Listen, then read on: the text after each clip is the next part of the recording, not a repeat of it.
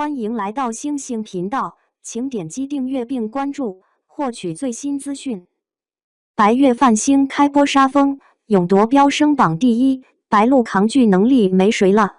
必须要说白鹿还是很有抗拒能力，她主演的《白月泛星》今天开播，播后热度直接破了6000，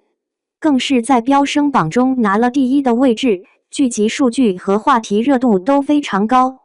我也第一时间试水看了2集，感觉剧情节奏不错，有拒绝拖泥带水的利落感。这部改编自白硕上神的古偶剧《白月泛星》，基本上就是一部上神养成记。女主白硕原本只是凡间城主的女儿，性格极为活泼，经常和姐姐趁大人不注意溜出府去玩。而这一次是上元夜，2个小姐妹又偷溜出府，结果被黑色妖怪碰到了，毫不犹豫扑过来想吸食这2小女孩的人灵气。这时候月亮发生异变，成了紫红色，一个大妖从月影中降下来，赶跑了坏妖怪，救了2个小姐妹。尤其是这位被白硕错认为神仙的妖怪，居然能将没有气息的姐姐救活，给白硕幼小的心灵极大的震撼，并发誓要报答神仙。俗话说，童年的阴影需要一辈子治愈，那么童年的恩泽也需要一辈子来报答。这就是白硕修仙的起因，并不是像有的网友所说的那么莫名其妙。当然，白硕作为女主在修仙这条路上是非常偏执的，以至于闹出很多笑话，什么用重金买灵符仙书，哀求修行者教导成仙办法等等，无所不用其极。也将他当城主的老爹气得要死，经常跟在女儿后面找补。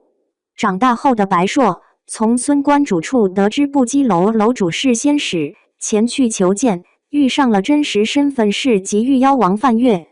自此男女主会合，为了上古神物无念石，开启了极其爱恨沙滩善五念的打怪之路。从白月泛星目前的剧情和预告来看，这一部古偶奇幻剧并没有像古早剧本一样，让我们整天看男女主谈恋爱，而是将重点放在了事业线上，情感线比例压缩的比较少，其中穿插了友情、家国大义、得道真谛等内容，门槛拉得比较高。还有白月泛星中仙侠世界观也很奇葩，没有那种仙族高高在上的感觉，反而有一种落地的烟火气息。比如说剧中的兰陵仙门，落魄的让人难以想象。他们开会的地方在一个破房子里，还漏着风，连门内弟子也吐槽，我们为什么不能找个像样的地方开会？更奇葩的是，他们大多数人衣服都有补丁，打补丁的方式也是千奇百怪，掌门更是撑了一把只剩半扇的伞，坐在缺了一个大角的桌子上。全仙门上下只有一个特点，穷，非常穷，看得我差点笑死。除了故事线和故事节奏很拿捏外，女主白硕的适配度也很高。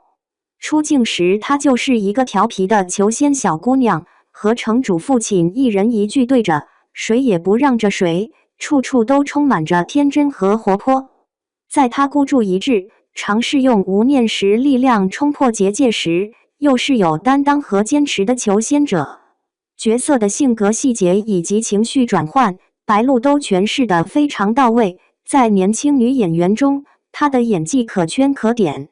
而且这次白鹿在白月泛星中妆造非常好，要知道古偶剧很看脸，她演的白硕用膨胀色腮红圆润了面部线条，